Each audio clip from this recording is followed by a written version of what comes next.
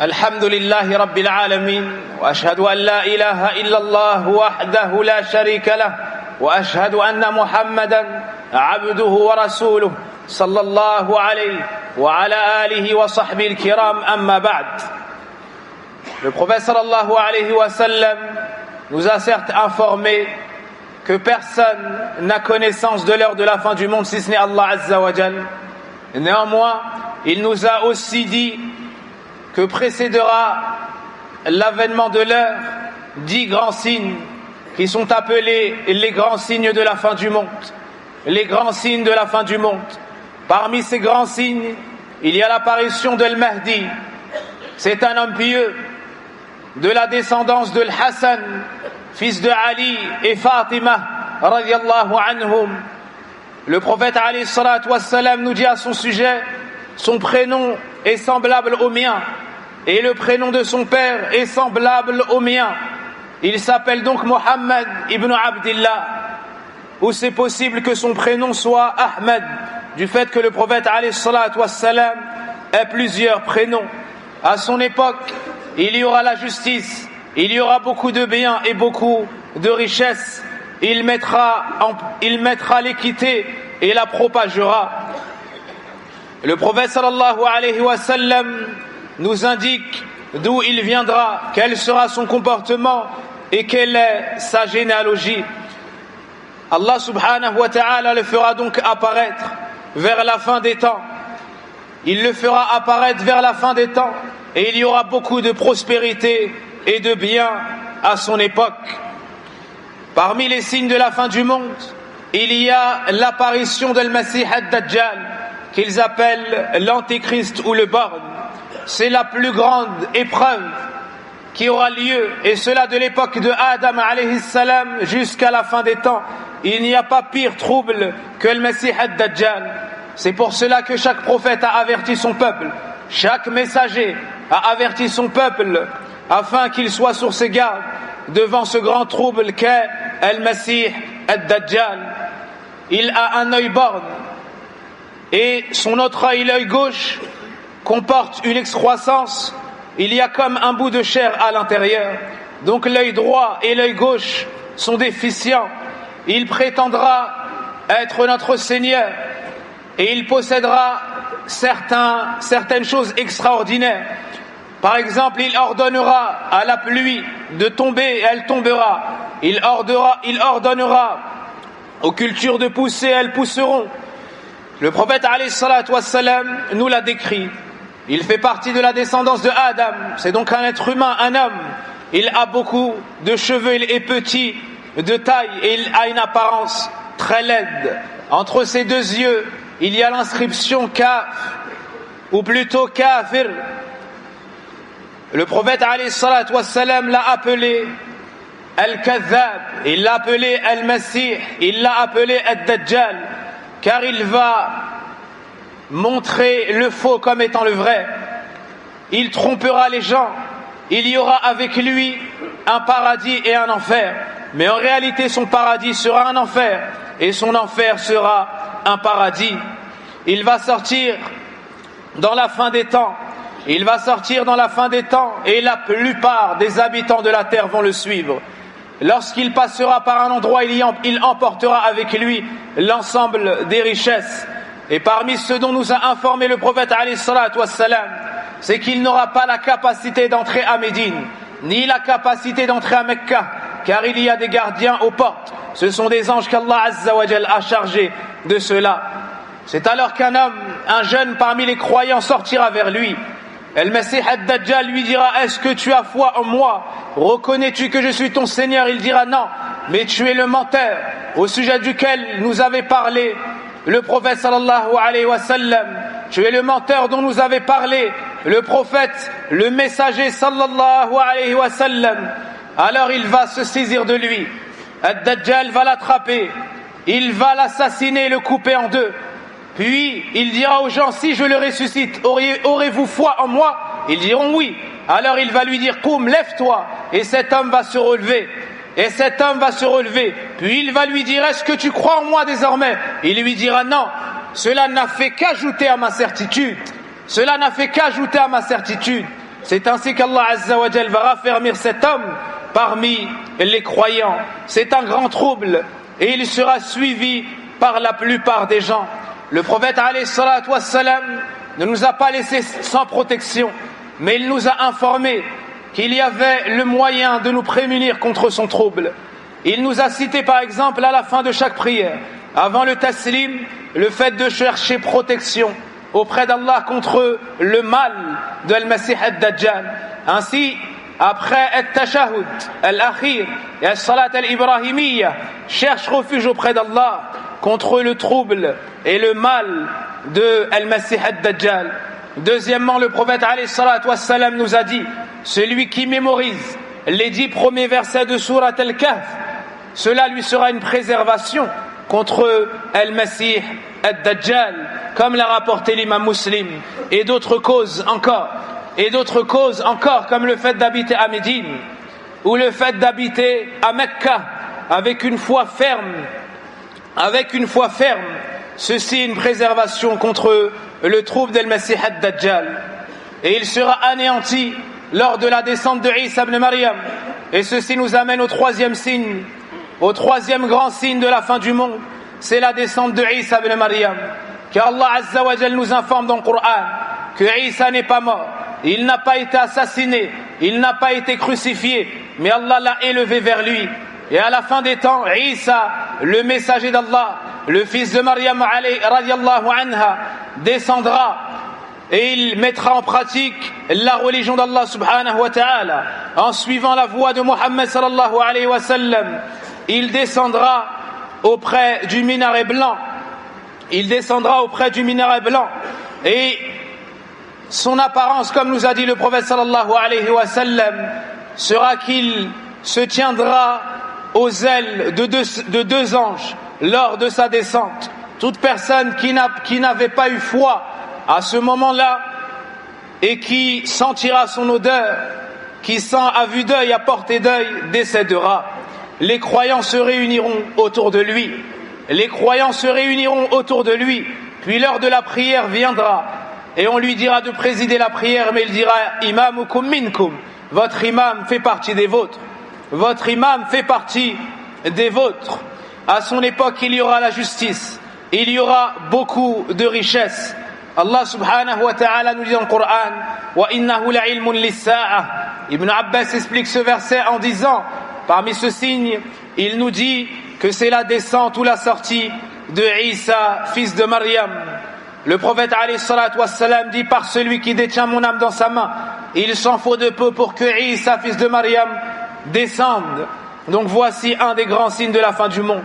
Il descendra avec la justice et avec l'équité. Et pour finir, le quatrième point, le quatrième grand signe de la fin du monde, la sortie de Gog et Magog, ces deux peuples qui sèment le trouble et qui ont une grande force. Personne n'arrivera à les combattre. Et Allah subhanahu wa ta'ala accordera ou bien orientera Isa ibn Maryam. Les croyants seront avec Isa ibn Maryam. Allah Azza wa Jal lui ordonnera de préserver les croyants sur le mont At-Tur. Alors ils iront ensemble au mont At-Tur. Et ils sont déjà vivants à notre époque, Ya'juj wa Ma'juj. Mais comme cela nous a été relaté dans le Coran, Dhul Qarnayn, suite à la demande de ce peuple, a bâti une construction afin de les enfermer. Et lorsqu'Allah Azza wa Jal leur permettra de sortir, ils sortiront. Allah nous dit dans le Coran, hatta idha futihat Ya'juj wa Ma'juj wa hum min kulli hadabin yansilun. Ils sont un nombre très nombreux et ils seront un grand nombre en enfer. Lorsque le prophète alayhi salatu wassalam nous a dit dans le hadith, le jour de la résurrection, Allah ordonnera à Adam de sortir la part de sa descendance qui ira en enfer. Alors Adam dira, quelle est cette part, ô Seigneur? Allah Azza wa Jal lui dira, de chaque 1000 personnes, 999 iront en enfer. De chaque 1000 personnes, 999 iront en enfer. Alors les compagnons ont été pris de peur et ont dit, qui sera celui-ci parmi nous, au messager d'Allah? Il leur a dit, tranquillisez-vous, sur 1000 ou bien sûr pour une personne d'entre vous, il y en aura 1000 parmi Ya'juj et Ma'juj. Ce sont donc des hommes de la descendance de Adam alayhi salam. Ils vont semer le trouble. Ils vont semer le trouble et combattre les habitants de la terre. Et lorsqu'ils auront fini avec la plupart des habitants de l'enfer, ils diront: venons, ou bien venez, allons-nous, ou bien allons découdre maintenant avec les habitants des cieux. Ils vont prendre leurs armes et ils vont tirer des flèches vers le ciel. Et comme tentation, lorsque leurs flèches vont retomber, il y aura du sang. Alors ils vont penser avoir tué également les habitants des cieux. Par la suite, Allah subhanahu wa ta'ala va faire descendre sur eux un châtiment. Allah subhanahu wa ta'ala va faire descendre sur eux un châtiment et ils seront tous morts. Hudhayfa ibn Usayd radiyallahu anhu nous dit: un jour, alors lors d'un rappel parmi les compagnons, le prophète sallallahu alayhi wa sallam est apparu et il dit à ses compagnons: quel est donc l'objet de votre rappel, le sujet de votre rappel? Et eux de répondre radiyallahu anhum: nous nous rappelons l'heure de la fin du monde. Alors le prophète sallallahu alayhi wa sallam leur a dit: elle ne retentira pas si ce n'est après 10 signes. Ces 10 signes sont les 10 grands signes de la fin du monde. Il a mentionné ad-dukhan, une fumée. Il a mentionné ad-dajjal, le faux messie. ad-dabba, la bête. Tulu'u ash-shams min maghribiha, le soleil se lèvera de son couchant. Wa nuzul Isa ibn Maryam, la descente de Isa, le fils de Maryam. Ya'juj wa Ma'juj, Gog et Magog. Thalathatu khusuf, il a mentionné 3 engloutissements de la terre. Khasfun bil mashriq, wa khasfun bil maghrib, wa khasfun bi jazirati al-arab. Il y aura un engloutissement de la terre vers l'Occident, vers l'Orient et dans la péninsule arabique. Et le dernier de ces signes sera un feu qui sortira du Yémen et qui rassemblera les gens sur la terre du rassemblement avant l'heure de la fin du monde, avant que ne retentisse, que ne sonne la fin du monde, comme l'a rapporté l'imam Muslim rahimahullahu ta'ala. Il y a d'autres versions du hadith qui ont mentionné un ordre différent. Mais ce sur quoi il n'y a aucun doute, c'est que ces signes sont véridiques, sont vérités, et ils arriveront. Et lorsque le premier de ces signes apparaîtra, les suivants suivront rapidement. Nous avons déjà mentionné lors d'une khutba précédente certains de ces grands signes. Sachez, mes chers frères, que parmi les grands signes de la fin du monde, il y a donc 3 engloutissements de la terre. La terre va avaler littéralement ce qu'il y a au-dessus d'elle. Il y en aura 3, comme cela a été mentionné par le prophète alayhi salatu wassalam. Un à l'Orient, l'autre à l'Occident, et le 3e dans la péninsule arabique. Parmi les grands signes de la fin du monde, il y aura une fumée, comme cela a été mentionné dans le hadith du prophète sallallahu alayhi wa sallam. Également, ou plutôt on trouve également dans le Coran, dans Surat ad-Dukhan, qu'Allah Azza wa Jal nous dit sur la traduction des sens de ces 2 versets: eh bien, attend le jour où le ciel apportera une fumée visible qui couvrira les gens, ce sera un châtiment douloureux. Et le prophète sallallahu alayhi wa sallam a informé de l'effet de cette fumée sur les gens. Quant aux croyants, elle aura tel l'effet d'un rhume ou d'une allergie. Quant à ceux qui n'auront pas eu la foi, ça sera un châtiment douloureux. Parmi les grands signes de la fin du monde, le fait que le soleil se lèvera de son couchant. Chaque jour et chaque soir, nous observons ce grand signe d'Allah Azza wa Jal. Il se couche et il se lève. Il va se coucher sous le trône d'Allah Azza wa Jal, et que chaque jour il reçoit la permission également de se lever. Mais viendra un jour où il n'obtiendra pas cette permission. Ainsi, il se lèvera de son couchant. À cet effet, Allah subhanahu wa ta'ala nous dit dans le Coran, selon la traduction du sens de ce verset, qu'attendent-ils que les anges leur viennent, que vienne ton Seigneur ou que viennent certains signes de ton Seigneur? Le jour où certains signes de ton Seigneur viendront, la foi en lui ne profitera à aucune âme qui n'avait pas cru auparavant ou qui n'avait acquis aucun mérite de sa croyance. Dit, attendez, nous attendons aussi. Il a été expliqué, le prophète alayhi salatu wassalam a expliqué ce verset en disant que le sens de certains de ces signes, c'est-à-dire lorsque le soleil se lèvera de son couchant.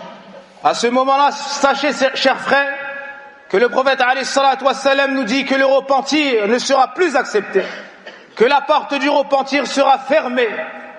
Ainsi, on s'encourage mutuellement à revenir vers Allah et à se repentir de tout péché avant que la porte du repentir ne se referme. Et cela lorsque le soleil se lèvera de son couchant.